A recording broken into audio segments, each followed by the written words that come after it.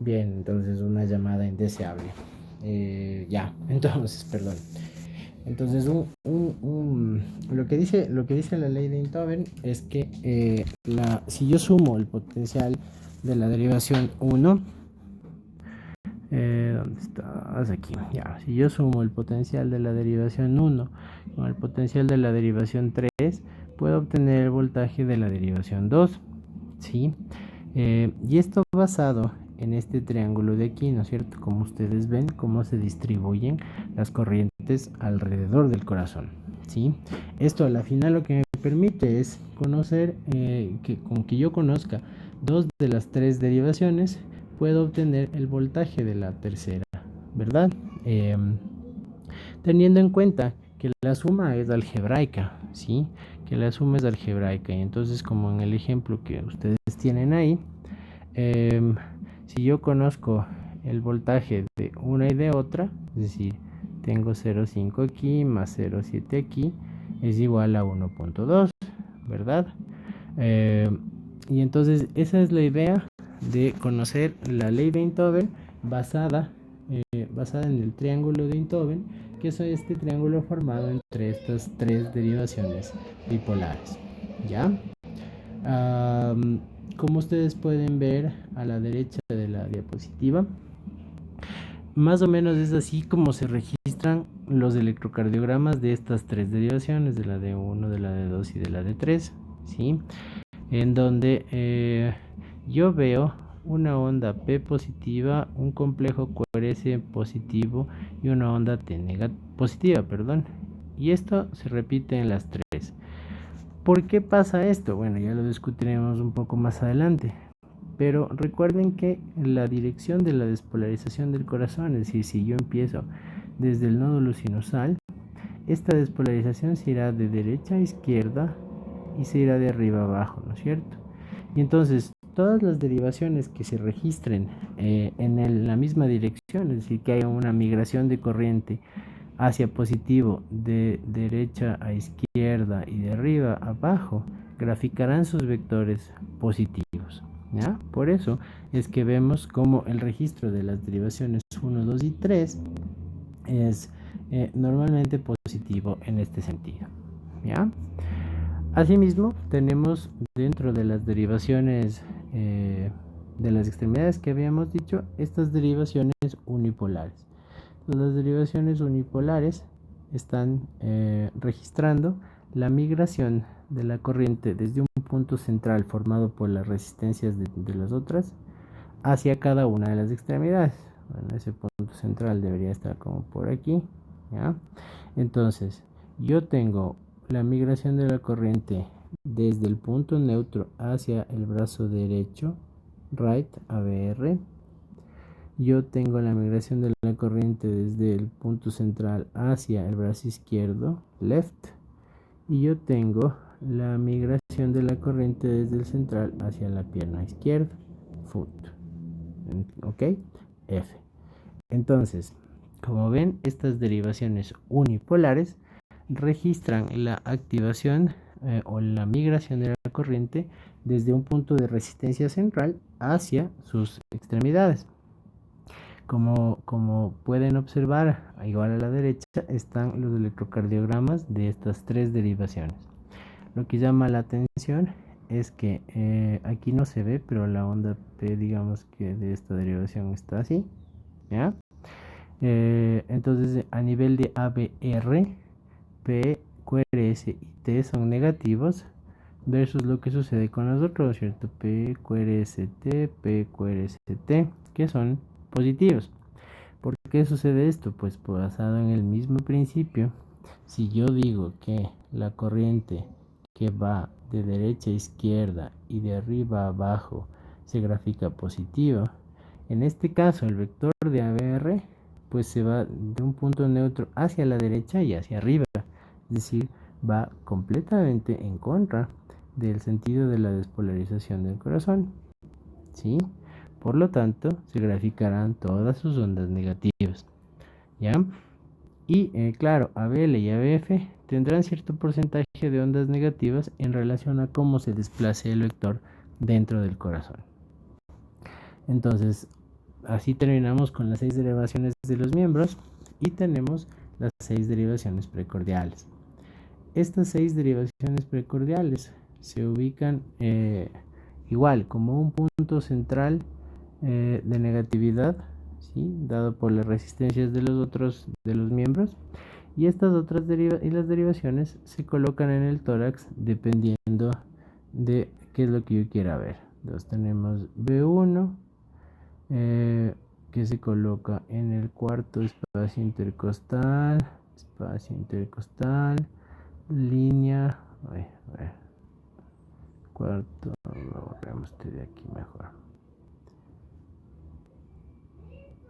Entonces, B1, cuarto espacio intercostal, y derecho, línea paraesternal.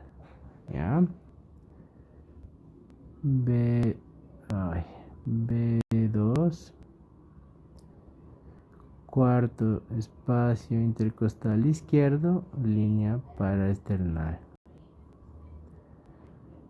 B3, entre B2 y B4. ¿Ya? B4, quinto espacio intercostal izquierdo, línea medio clavicular. B5, quinto espacio intercostal izquierdo, línea axilar anterior. Y por último, B6, quinto espacio intercostal izquierdo, línea axilar media. ¿Ya?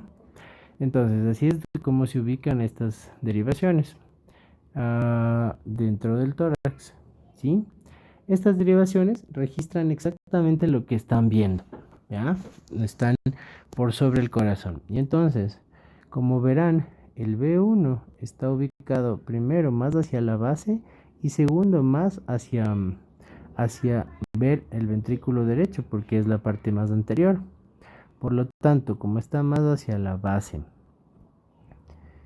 y ve más el ventrículo derecho, se graficará con muchos vectores negativos y pocos positivos, porque me da la noción de que el ventrículo derecho y la base tienen, digamos que mucha carga negativa, pero además que la corriente está migrando en este sentido, de base a punta, y que yo desde esa derivación puedo alcanzar a verle a la masa muscular ventricular izquierda como distante. Conforme voy avanzando, ¿sí? Llego a este punto que es B3, por ejemplo, en donde yo tengo lo que se conoce como derivación isoeléctrica, en donde los voltajes tanto positivos como negativos son equilibrados, ¿sí? Es la zona de transición, hasta llegar al otro lado, a B5, B6, normalmente B5 es el que tiene el mayor, porque está hacia la punta del corazón, viendo la mayor masa ventricular izquierda. Entonces, además de que tiene un montón de masa ventricular izquierda, la despolarización llegó donde él, ¿sí? Entonces, el sentido del vector me muestra una derivación ampliamente positiva. ¿De acuerdo? Eso es lo que sucede, así es como migran normalmente el voltaje dentro de las derivaciones precordiales, ¿sí? Dentro de estas 6 derivaciones precordiales. Entonces, yo puedo registrar esto en cualquier electrocardiógrafo. Los electrocardiógrafos pueden ser chiquitos, grandes, portátiles. Se puede registrar el ritmo durante 24 horas, etcétera, etcétera. Eso depende de cómo yo quiera registrar. Entonces, fíjense cómo migran las corrientes dentro del corazón de diferentes maneras. Pero dentro de las cavidades ventriculares, yo tengo un vector medio de despolarización, ¿sí? O sea, tengo un vector medio que implica que si yo registro la corriente eléctrica de diferentes partes del corazón con electrodos en diferentes partes, puedo darme cuenta que hay un vector medio de despolarización. Ese vector medio es ese que ustedes ven ahí, y que si esto fuera una circunferencia, le cortara, según dice el señor Guyton, en 59 grados, ¿ya? En 59 grados, es decir, 60, ¿sí? ¿Ok? Ese es el eje de despolarización medio del corazón, ¿ya? Y es un vector medio que pasa a través del corazón si yo hago la sumatoria de todas las corrientes que van en este sentido, en este sentido, en este sentido, en este sentido, etcétera, en un mismo tiempo, ¿ya? Entonces, si yo logro determinar ese vector medio en un corazón normal, pues más o menos se dirige así. Es como pensar que yo tengo mi sentido de despolarización del corazón que decía es así, ¿no es cierto? De derecha a izquierda y de arriba a abajo. Pues bien, pues en el medio está este vector de aquí, que es este de aquí, que equivale más o menos a esta angulación, ¿ya? Es así más o menos como debemos verlo. Entonces, si yo junto mis derivaciones de las extremidades, las de los miembros, todas, de 1, de 2, de 3, ABR, ABL y ABF, yo tengo este sistema que se llama hexaxial, ¿sí? En donde yo puedo dividir a una circunferencia en ángulos de 30 grados, ¿ya? Entonces, con esta división en ángulos de 30 grados, yo puedo encontrar cuál es el eje medio de despolarización de mi corazón. Pero para que se acuerden, D1 se graficaba, ¿no es cierto?, del brazo derecho al brazo izquierdo. Recuerden que la punta de la flecha siempre indica la parte positiva del vector. D2 iba desde el brazo derecho a la pierna izquierda. Y D3 iba del brazo izquierdo a la pierna izquierda. ¿Sí? Entonces puedo dibujar así, D1, D2 y D3, ¿verdad? Y ABR iba desde un punto central neutro al brazo derecho. Siempre se extiende la cola del vector. Lo mismo hacemos con ABL, que iba al brazo izquierdo, y ABF hacia la pierna. Entonces yo tengo ABR, ABL y ABF, ¿sí? Divido mi circunferencia en ángulos de 30 grados. Lo que hacemos habitualmente es todo lo que está por debajo de D1, todo lo que está por debajo de D1, todo esto de aquí es positivo, mientras que todo lo que está por acá es negativo, ¿ya? Entonces, este será, entonces en ese caso, esto será 0, esto será más 30, más 60, más 90, más 120, más 150 y aquí más menos 180. Y a su vez, del otro lado, menos 30, menos 60, menos 90, menos 120, menos 150, ¿sí? No usamos esta nomenclatura como les muestra el libro, ¿ya?, para definir la angulación. Entonces, si ustedes quieren, la idea es poder dibujar o tener una noción de cómo iría acostadito un corazoncito aquí. Estaría más o menos así. Entonces fíjense como el vector medio de despolarización está aquí, ¿no es cierto? Es este. Entonces el vector medio de despolarización coincide con D2. Por eso, si hacen un análisis, el D2 era la sumatoria de dos derivaciones, D1 y D3, porque es la que mayor voltaje positivo debe tener en la de los miembros en relación a que es coincidente con el eje medio de despolarización del corazón, ¿ya? Entonces, el eje medio de despolarización del corazón, si bien está alrededor de esto, tiene unos rangos de la normalidad. Entonces yo digo que es normal todo eje que esté aquí, ¿sí? Normal. Yo digo que ya está desviado hacia la izquierda esto de aquí. Digo que está desviado hacia la derecha derecha, esto de aquí, y digo que es un eje extremo derecho, todo este cuadrante de aquí. ¿Ok? Es así como se cataloga el eje del corazón cuando está en alguna de estas inclinaciones.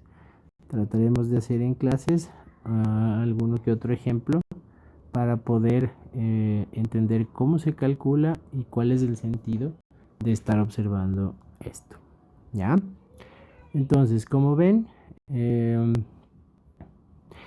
la despolarización del corazón, ¿sí?, vista desde varias partes, desde varias derivaciones, es distinta. Es decir, si ven este vector de despolarización septal, se ve así y se grafica así en las tres derivaciones bipolares. ¿Ya? Y conforme ese vector va aumentando, se va graficando también así y así. Y es por eso que conforme camina dentro del corazón, se vuelve más positivo o negativo, dependiendo de cómo yo le esté viendo. ¿Ya? Por eso es que verle de diferentes angulaciones me permite juzgar cómo está pasando la corriente a través del músculo y poder tener una noción de su funcionamiento. ¿De acuerdo? Entonces, es así como debe verse en general el paso de la corriente a través de los diferentes puntos. Bien, con eso damos terminada esta parte teórica. Nos reuniremos entonces para discutir la parte más práctica. ¿De acuerdo?